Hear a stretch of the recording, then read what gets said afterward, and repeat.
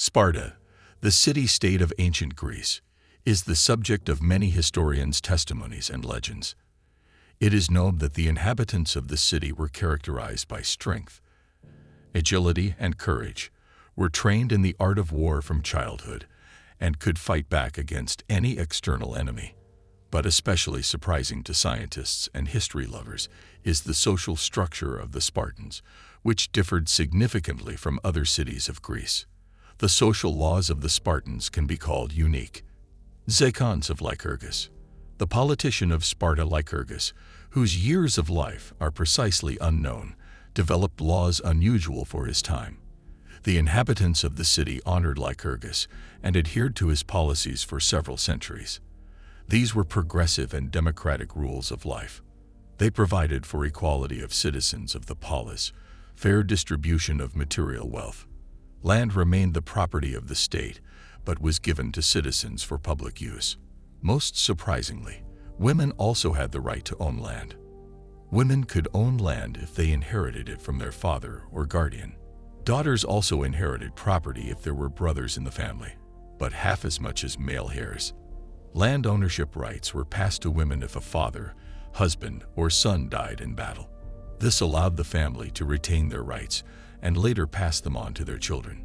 Aristotle noted that during his time, Spartan women owned up to 2/5 of all the land of the state. The weaker sex was not overburdened with family responsibilities. The heavy domestic work was done by the slave elotes, while women supervised the household, practiced needlework and art. From childhood, Spartan women were taught to play sports on an equal footing with boys and were trained in music, dance, choral singing, and recitation. Girls participated in choir competitions. Most importantly, they had to be strong enough to bear healthy children. They were also taught how to handle weapons in case of enemy attack. It is known that the daughter of King Archidomosou, Kiniska, twice became the winner in chariot races at the Olympic Games and won the Olympic wreath. The victory of a woman was unique in ancient Greece. Not coincidentally, Kiniska was honored as a demigoddess after her death. In other Greek cities, Spartan women were considered promiscuous because they wore short skirts and dresses with slits on their hips, and girls used gymnasiums with boys. Education of warriors. Sparta was a militarized state. To defend its independence from an external enemy, it needed warriors who were brought up from childhood in austerity and asceticism. From the age of 7, boys were taught sports skills, military disciplines, and literacy. Upbringing of boys was rigid and strict. Food was meager to prevent excesses and overweight. Society's policy was aimed at creating an invincible army capable of dealing with any enemy. Family uckladding, and wife sharing. But the most amazing laws existed in Spartan families. Marriage and childbearing were encouraged by the state. A man who did not marry before the age of 30 to 35 was condemned by society because he had no children. Therefore, an unmarried man who wanted to have a child could, with the husband's permission, take his wife for a while to bear him children. A man became an adult at the age of 20, received all the rights of a citizen, and could marry. The customs of marriage were also quite exotic. The bride had to be kidnapped. Her friends dressed the girl in a man's cloak and sandals and laid her on leaves in the forest. The groom carried her home in his arms, laid her on a bed, and spent time with her. After that, the young were considered husband and wife. However, the men continued to live in the barracks, visiting their wives secretly from others, and only after 30 years could they return to the family. If a husband was old and his wife was young, and he could not conceive children, he would choose a young man, bring him to his wife, and then raise his wife's child as his own. Kinship marriages were not uncommon. Thus, Queen Gorgo, about whom documentary evidence has been preserved, married her father's half-brother. According to Aristotle, it was kinship marriages that led to the decline of Sparta. Many historians and philosophers wrote about Sparta's unusual family laws. Plutarch, Polybius, and others.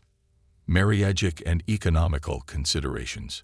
A man without land could marry a woman who had a plot and become a respected citizen of the city.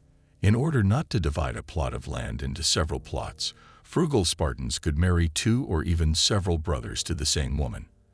The children born in such a marriage were raised together and were considered one family.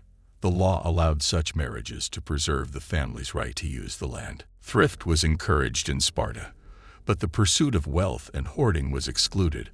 According to the law, it was forbidden to have gold and silver, to trade and hoard valuables. Lycurgus was strongly against class inequality. Citizens had to observe traditions and think first of all of the public good. The Spartans were not in vain proud of their laws, considering them the most ancient and just. The Spartans despised foreigners and their orders. When the Athenians called them inept, the Spartans replied, "Yes, of all the Greeks, we are the only ones who have learned nothing bad from you." Spartan women very quickly gained a reputation for promiscuity among Greek men, not only because of the fact that Spartans were legally obligated to share them with other men, but also in part because of their style of dress and marriage and cultural customs. Spartan women wore a short skirt and Doric peplos dress, which had a long slit in the side and also exposed many female body parts, allowing the woman to move more comfortably and show off her healthy physical attractiveness, which was unimaginably gaudy in the opinion of many Greeks.